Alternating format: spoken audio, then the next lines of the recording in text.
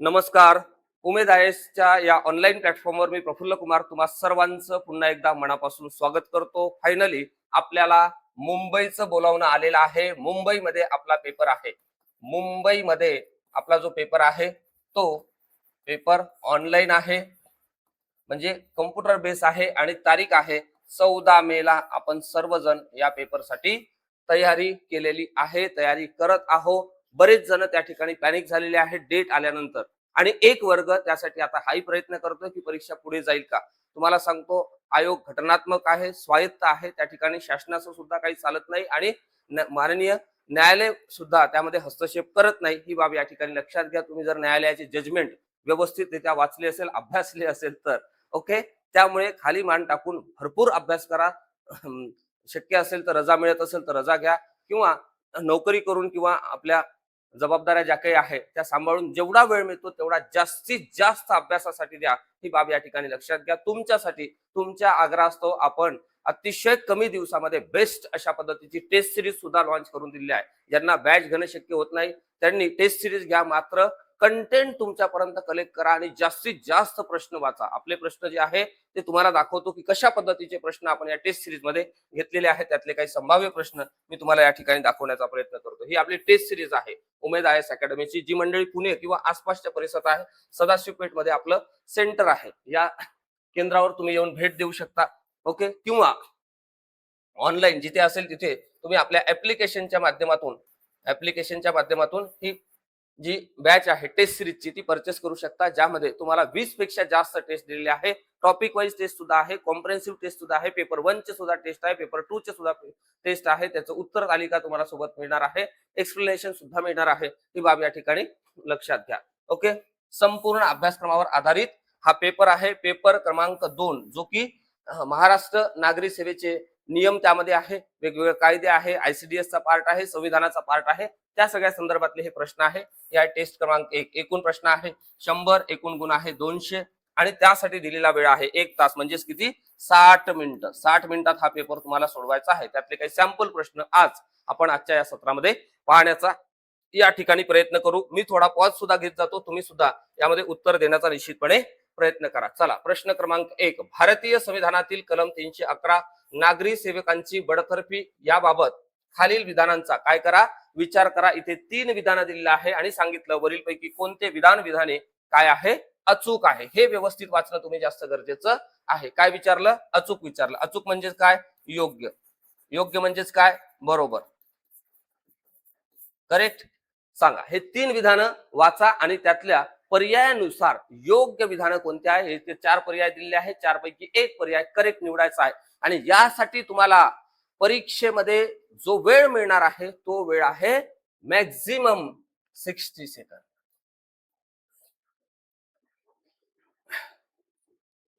त्या ठिकाणी मिळणारा जो वेळ आहे तो वेळ 36 सेकंद मिळणार आहे. किती मिळणार आहे, 36 सेकंद मिळणार आहे. 36 सेकंदामध्ये तुम्हाला काय करायचं आहे, हा प्रश्न सोडवता आला पाहिजे, यासाठी प्रयत्न करायचा आहे. मी तर म्हणेल एक 10 सेकंदातच तुम्हाला उत्तर आलं पाहिजे, इतकी तुम्ही कमांड मिळवा. त्यासाठी जास्तीत जास्त प्रश्न वाचा. ही बाब या ठिकाणी लक्षात घ्या. चला, अ मध्ये आपल्याला सांगितलेलं आहे, कोणत्याही नागरी सेवकाला त्याच्या नियुक्ती प्राधिकारापेक्षा दुय्यम दर्जाच्या प्राधिकाऱ्याकडून बडतर्फ केले जाऊ शकत नाही. काय म्हटलेलं आहे, दुय्यम दर्जाच्या प्राधिकाऱ्याकडून बडतर्फ केले जाऊ शकत नाही. नियुक्ती प्राधिकाऱ्यापेक्षा दुय्यम असलेल्या, हे बरोबर आहे, 100% बरोबर आहे. त्यानंतर 42व्या घटना दुरुस्तीनुसार शिक्षेचा टप्पा निश्चित करताना सेवकाला आपले म्हणणे मांडण्याची दुसरी संधी काढून घेण्यात आली आहे. दुसरी संधी काढून घेण्यात आलेली आहे. कोणती, सेकंड नंबरची संधी. हे सुद्धा अगदी बरोबर आहे. ही घटना दुरुस्ती झाली 1976 ला, लक्षात ठेवा, ओके. आणि याला मिनी कॉन्स्टिट्यूशन म्हणतात, कारण भरपूर सारे बदल या घटना दुरुस्तीनुसार झालेले आहे. घटना दुरुस्तीच्या संदर्भातलं असलेलं महत्वाचं भारतीय राज्यघटनेतलं कलम कोणतं, असा जर मी साधा प्रश्न तुम्हाला विचारला तरी तुम्ही गोंधळून जाता. आता काय, कारण तुम्ही पॅनिक अवस्थेमध्ये आता आलेला आहात. मात्र मी तुम्हाला अजून सांगतो, परीक्षेसारखी परीक्षा आहे, कूल राहा. फक्त कंटेंट वाचत राहा, कंटिन्यू प्रश्न वाचत राहा, कंटिन्यू प्रश्न वाचत राहा.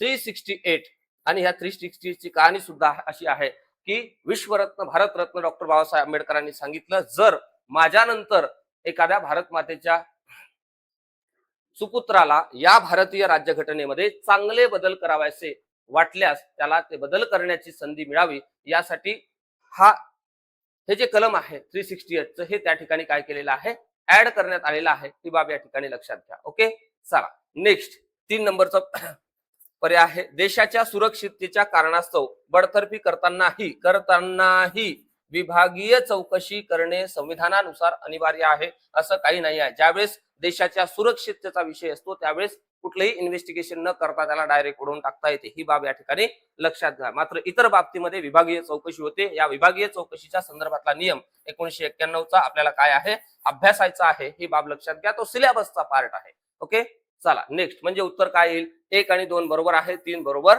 नाही. कुठे आहे, फक्त अ आणि ब हे त्याचं काय आहे, योग्य उत्तर आहे. करेक्ट. चला त्यानंतर 2 नंबरचा प्रश्न घ्या. चला सर्वांनी सोडवण्याचा प्रयत्न करा. मी 1-2 सेकंद पॉज घेतो, तुम्ही सोडवा आणि त्यानंतर मी तुम्हाला उत्तर सांगतो. भारतीय संविधानातील अखिल भारतीय सेवा, ज्यांना आपण IAS, IPS आणि IFS म्हणजे काय, फॉरेस्ट सर्व्हिस, यांना आपण अखिल भारतीय सेवा म्हणतो. कलम 12 या बाबतीत खालील विधाने तपासा. 3 विधानं दिलेली आहे. त्यापैकी 3 विधानापैकी कोणते विधान योग्य आहे त्याचा जो पर्याय आहे तो तुम्हाला निवडायचा आहे. चला नेक्स्ट.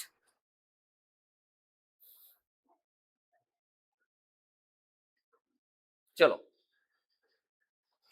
राज्यसभेने उपस्थित व मतदान करणाऱ्या 2/3 सदस्यांच्या बहुमताने ठराव संमत केल्यास संसद कायद्याने नवीन अखिल भारतीय सेवा निर्माण करू शकते. एकदम बरोबर आहे, असं संविधानामध्ये दिलं. 1976च्या 42व्या घटना दुरुस्तीनुसार आपले प्रश्न जरी तुम्ही व्यवस्थित वाचले ना, व्यवस्थित वाचले, समजून घेऊन वाचले, तर मी तुम्हाला सांगतो टेस्ट सिरीजवर तुम्ही परीक्षा पास होता. फक्त टेस्ट सिरीजवर सुद्धा तुम्ही तुमचा कट ऑफ पार करून मुलाखतीला पात्र राहू शकता. आणि त्यात नोट्सची जर भर घातली तर तुम्ही पदाच्या खूप जवळ जाल, किंवा मी तर म्हणतो पद पण मिळेल तुम्हाला. नोट्स आणि टेस्ट सिरीज आणि त्यात बॅचची जर भर घातली तर तुमची रँक चांगली येईल, एवढं मी तुम्हाला निश्चितपणे सांगतो. कारण तशा पद्धतीची बॅचची रचना आपण आज रोजी केलेली आहे. बॅचमध्ये या सर्व बाबी दिलेल्या आहे. तुम्ही पैशाकडे पाहू नका, शासनातली मंडळी आहे. जर तुम्हाला शासनात जायचं असेल तर मल्टिपल सोर्सेस या सगळ्या परीक्षेसाठी लागणाऱ्या घ्या एकत्रितरित्या आणि भरपूर चांगला अभ्यास करा. ओके, आधी कधीच न केलेलं मिळवण्यासाठी आधीच कधीच न केलेलं करावं लागतं. ही बाब या ठिकाणी कायम लक्षात ठेवा. 1976च्या 42व्या घटना दुरुस्तीने अखिल भारतीय न्यायिक सेवेचा समावेश कलम 312 मध्ये करण्यात आलेला आहे. बरोबर आहे. क मध्ये दिलेला आहे, अखिल भारतीय सेवेतील अधिकाऱ्यांवर केवळ केंद्र सरकारचीच संपूर्ण आणि अंतिम शिस्तभंगाची कारवाई करण्याची सत्ता असते. राज्य सरकार त्यांना निलंबित करू शकत नाही, असं आपल्याला या ठिकाणी म्हटलेलं आहे. बरोबर आहे. हे जे आहे हे विधान काय आहे, चुकीचं आहे. ओके, चला आता निवडा उत्तर कोणतं येईल. इथं काय म्हटलं, निलंबित करू शकत नाही तर निलंबित करू शकते. त्यामुळे दिलेली विधानं तपासा म्हटलं आणि त्यामध्ये आपल्याला विचारलेलं आहे योग्य विधान सांगा. तर योग्य विधान आहे अ आणि ब. ओके, चला फक्त अ आणि ब हे काय आहे, राईट आन्सर आहे. हे बाब या ठिकाणी लक्षात घ्या. चला त्यानंतरचा प्रश्न घ्या आता. प्रश्न क्रमांक 3, केंद्रीय लोकसेवा आयोगाच्या UPSCच्या सदस्याबाबतीत युनियन पब्लिक सर्व्हिस कमिशन, ज्यातून IAS IPS सारख्या पदांची निवड होते, देशातली सर्वात मोठी परीक्षा आहे. ओके, तुम्हाला सर्वांना माहित आहे, तुम्ही शासनात असल्यामुळे. खालील विधाने विचारात घ्या. अ, UPSCच्या सदस्यांची संख्या संविधानात निश्चित केलेली नसून कशाची, सदस्यांची संख्या. प्रश्न व्यवस्थित वाचणं गरजेचं आहे. तुमच्या प्रश्नाचं उत्तर का चुकतं, कारण प्रश्न तुम्ही व्यवस्थित वाचत नाही. जर प्रश्न व्यवस्थित वाचला तर उत्तर बरोबर येतात. ओके, UPSCच्या सदस्यांची संख्या संविधानात निश्चित केलेली नसून ती राष्ट्रपतीच्या विवेक बुद्धीवर सोडण्यात आलेली आहे. 100% बरोबर आहे. आयोगाच्या निम्म्या सदस्यांना भारत सरकार किंवा राज्य शासनाचा किमान किती 10 वर्षाच्या सेवेचा अनुभव असणं अनिवार्य आहे. 100% बरोबर आहे. 3 नंबर, UPSCच्या सदस्याला केवळ गैरवर्तनाच्या कारणावरून सर्वोच्च न्यायालयाच्या चौकशी नंतरच राष्ट्रपती महोदय पदावरून दूर करू शकतात. हे सुद्धा काय आहे, बरोबर आहे. आणि तुम्हाला विचारलं बरोबर विधानं कोणती, तर याचं योग्य उत्तर आहे पर्याय क्रमांक 4. इथे विषय समजून घ्या. सर्वोच्च न्यायालयाची चौकशी समिती नेमली जाते जर हा व्यक्ती काय करत असेल, युपीएससीचा सदस्य गैरवर्तन करत असेल. गैरवर्तनाच्या बाबतीमध्ये सुप्रीम कोर्ट ऑफ इंडियाची एक समिती नेमली जाते आणि या समितीच्या रिपोर्टनुसार अहवालानंतर राष्ट्रपती महोदय त्यांना पदावरून दूर करतात. इतर बाबतीमध्ये राष्ट्रपती महोदय त्यांना थेट थेट पदावरून दूर करू शकतात. थेट पदावरून दूर करू शकतात. ही बाब या ठिकाणी लक्षात घ्या. आता इतर म्हणजे काय, इतर मध्ये लाभाचं पद येतं, ही बाब या ठिकाणी लक्षात घ्या. अशा महत्वाच्या बाबी जर त्यांनी केलेल्या असतील, गंभीर बाबी ज्याला आपण म्हणू, तर त्यांना राष्ट्रपती महोदय थेट पदावरून दूर करू शकतात. आणि गैरवर्तनाच्या बाबतीमध्ये सुप्रीम कोर्ट ऑफ इंडियाची समिती त्या ठिकाणी नेमावीच लागते, डायरेक्टली करता येत नाही, असं प्रावधान आपल्याला या ठिकाणी दिलेलं आहे. ही बाब लक्षात घ्या. म्हणजे म्हणून याचं योग्य उत्तर काय, 4 वरीलपैकी सर्व. चला त्यानंतरचा नेक्स्ट क्वेश्चन 4 नंबर. याच लेवलचे सगळे प्रश्न आपण घेतलेले आहे.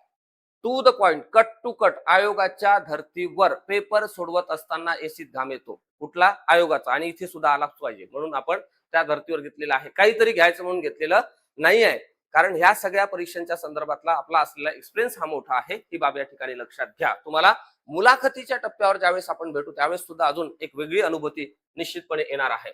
राज्य लोकसेवा आयोग, स्टेट पब्लिक सर्व्हिस कमिशन आणि जॉईंट म्हणजे संयुक्त राज्य लोकसेवा आयोग या संबंधी विधाने तपासा. तुम्हाला प्रश्न येतो. ओके, चला तुम्ही उत्तर देण्याचा प्रयत्न करा. लगेच 2 सेकंदात मी बाजूला होतो आणि तुम्हाला त्या बाबतीमध्ये उत्तर सुद्धा सांगतो आणि एक्सप्लेनेशन सुद्धा सांगतो. काही गडबड करण्याची आवश्यकता नाही.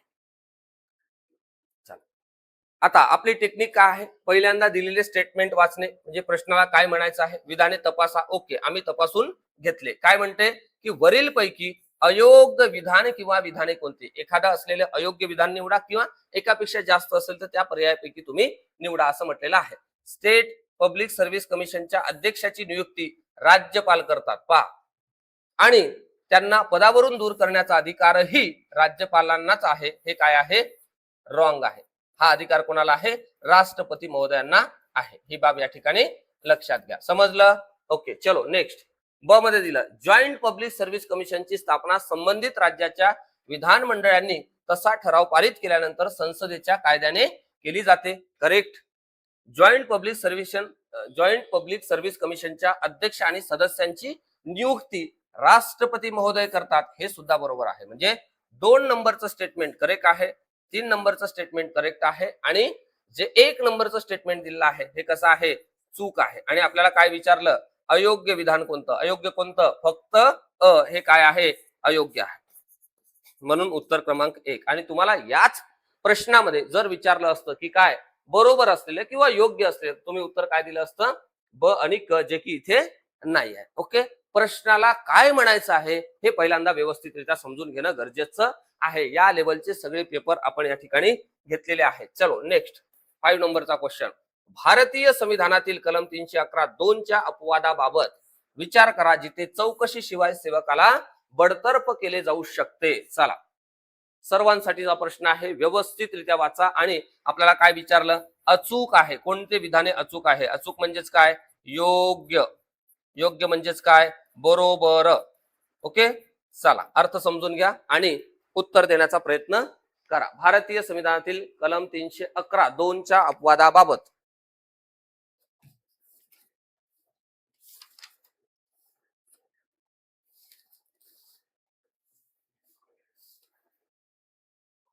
चला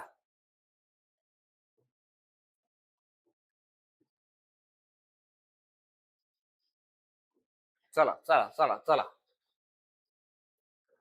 1 नंबर मी वाचतो. अ मध्ये, जेव्हा सेवकाला फौजदारी आरोपाखालील गुन्ह्यासाठी शिक्षा झालेली असेल, बरोबर आहे, चौकशी न करता काय केले जाते, बडतर्फ केले जाते, बरोबर आहे.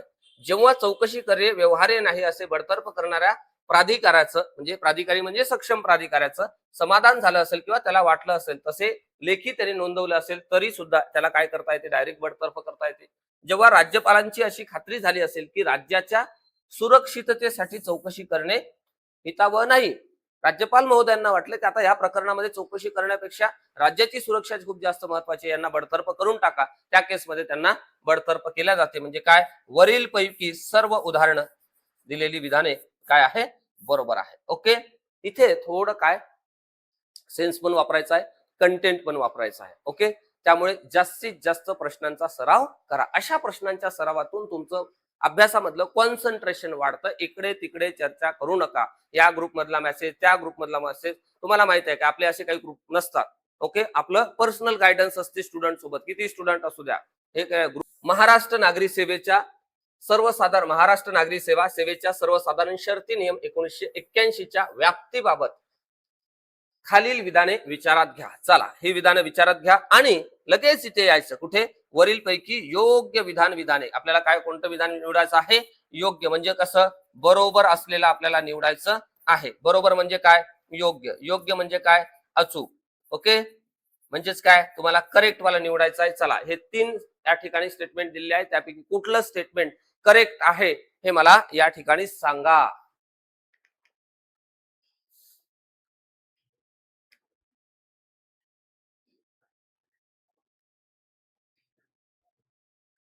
चला